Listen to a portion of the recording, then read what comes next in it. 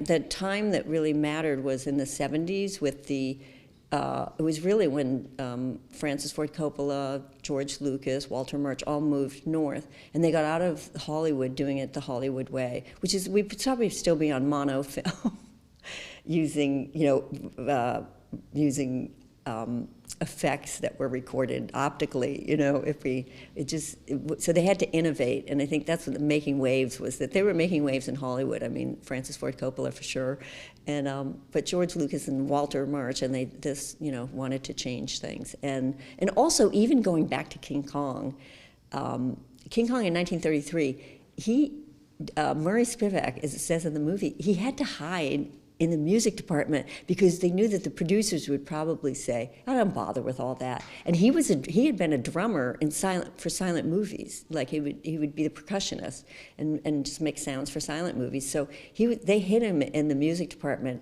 so he could make all these sounds when he went out recording at the zoo and got animal sounds, and then did these things that we still do today.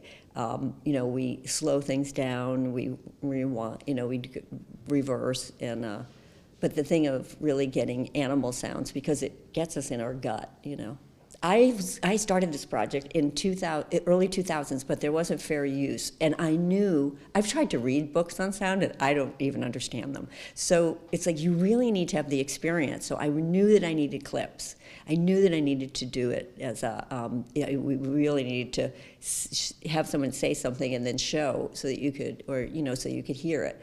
So I started with, I knew that if we could get Walter Murch, that would be important, and so I thought about the great sound designers now, and there are a lot of them. I actually did 90 interviews because I wanted to capture everybody, because when we started to look in the archives and the history, there's nothing there. There's hardly anything there. Like in the archives, we could barely find sound people, especially that first generation.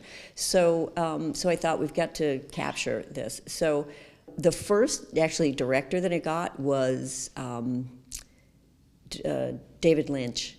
And, I really was interested in making sure that we got directors. And David Lynch was so wonderful. And once you get a name like David Lynch, it's like then other directors. But I really got directors because they're sound people. Just went to them and asked. Even Christopher Nolan, I got through Richard King, and he gave Peter Weir.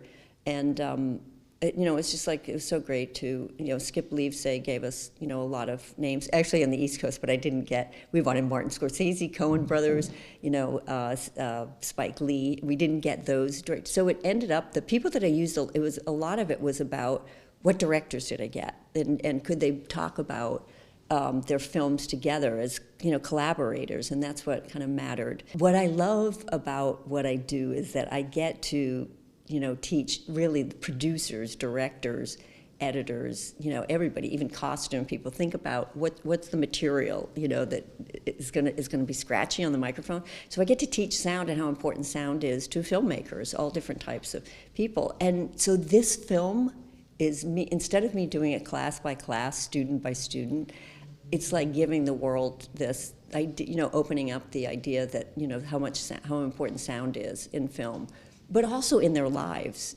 I think it opens people's ears and make them aware of, sound in their life. And I'm just so happy because it seems to be, really hitting home in terms of that, and making people aware of sound, and that's my passion.